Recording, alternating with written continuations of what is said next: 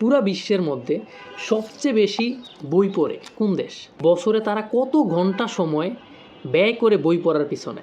বই পড়ার এই প্রতিযোগিতা বা বই পড়ার এই লিস্টের মধ্যে বাংলাদেশের আমাদের অবস্থান কততম?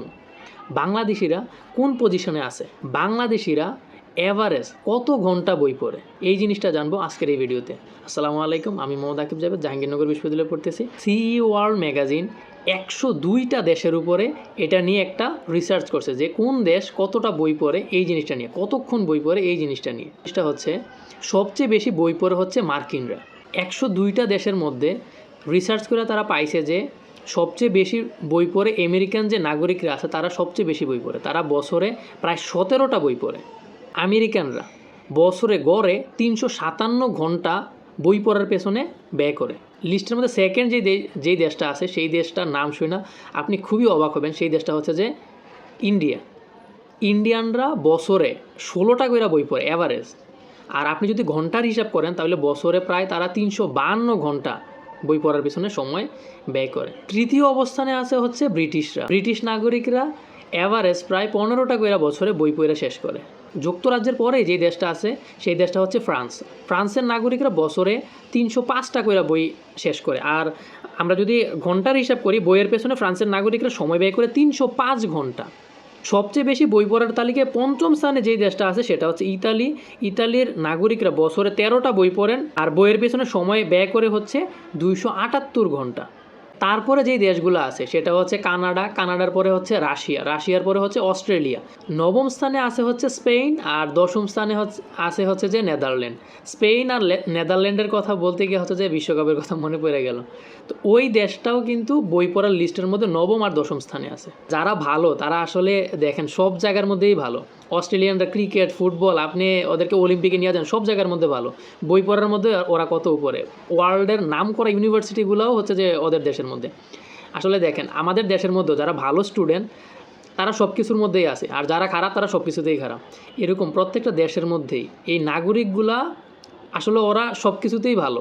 আপনি বই পড়া বলেন, খেলাধুলা বলেন, আপনি রিসার্চ বলেন, এভরিথিং। এখন এত কিছু বললাম, অনেকের মনেই একটা কোশ্চেন যে ভাই আপনি 10টা পর্যন্ত লিস্ট বললেন, আমরা তো একটা জিনিসই শুধু চ্যাম্পিয়ন, আমরা অন্য আর কিসের মধ্যে আমরা এই লিস্টের মধ্যে সামনের দিকে আসি আর কি। তো এই বই পড়ার লিস্টের মধ্যে বাংলাদেশ হচ্ছে 97তম। একজন বাংলাদেশি বছরে গড়ে বই পড়ে হচ্ছে মাত্র 3টা। আসলে 3টা যে এখানে আসছে এই রিসার্চের মধ্যে, যেই পেপারের মধ্যে যে জিনিসটা আসছে সেটা হচ্ছে 2.75টা। 3টা বইও আমরা শেষ করতে পারিনি এক বছরের মধ্যে, এভারেজ একটা বাংলাদেশের নাগরিক। আর আপনি যদি টাইমের হিসাব করেন তাহলে হচ্ছে যে মাত্র 62 ঘন্টা। আপনি যদি একটু চিন্তা করেন 365 দিনের মধ্যে আমরা 5 দিন শুধু বই পড়ার পিছনে আমরা সময় ব্যয় করি। এরকম একটা স্ট্যাটিস্টিক্স।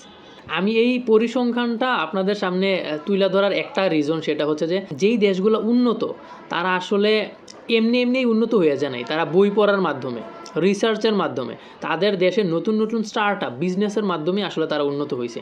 একজন সুনাগরিক হইতে হইলে, দেশের জন্য একটা অ্যাসেট হইতে হইলে আমাদের বই পড়ার আসলে কোনো বিকল্প নাই। আপনার পড়তে হবেই। আপনি হয় এটা রিসার্চ পেপার পড়েন, আপনি বই পড়েন, আর আপনি হচ্ছে যে মানুষের জীবন পড়েন। এই জিনিসগুলো থেকেই আপনাকে হচ্ছে যে নলেজটা নিতে হবে। আবার সেই নলেজটা আপনার রিয়েল লাইফে অ্যাপ্লাই করে আমাদের দেশের যে প্রবলেমগুলো আছে সেই প্রবলেমগুলোর সলভও করতে হবে। যখন আমরা আমাদের প্রবলেমগুলো নিজেরা সলভ করতে পারবো, নিজেরা যখন আমরা আমদানির থেকে রপ্তানি বেশি করতে পারবো, আমরা যখন দেশের বাইরে এক্সপোর্ট বেশি করতে পারবো, আমরা যখন নেট বায়ার না হয়ে আমরা যখন নেট প্রডিউসার হইতে পারবো, তখনই হচ্ছে আমরা শিরদাঁড়া সোজা করে একটা শক্তিশালী জাতি হিসাবে পুরো ওয়ার্ল্ডের সামনে দাঁড়াইতে পারবো। এই ভিডিওটার উদ্দেশ্য আসলে একটাই, ডিমোটিভেট করা না। এই ভিডিওটার উদ্দেশ্য একটাই, সেটা হচ্ছে যে এই পরিসংখ্যানটা যেন, আমার ইচ্ছা আর কি, 2 বছর 3 বছর পরে যেন এই পরিসংখ্যানটার মধ্যে আমরা যেন অন্তত 1 থেকে 10-এর মধ্যে আমরা যাইতে পারি বই পড়ার লিস্টের মধ্যে।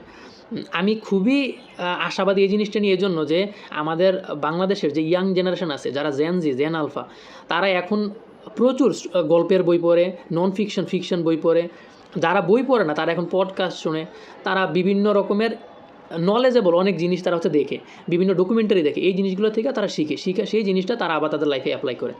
আমি নিজে পার্সোনালি জিনিসটা বলতে পারি, এই জন্য আমি আমার যেই স্টুডেন্টগুলো পড়াই এদের মধ্যে অর্ধেক স্টুডেন্টই আছে আমি তাদেরকে বোঝানোর মাধ্যমে, তাদেরকে বলার মাধ্যমে তাদেরকে টেক্সট বইয়ের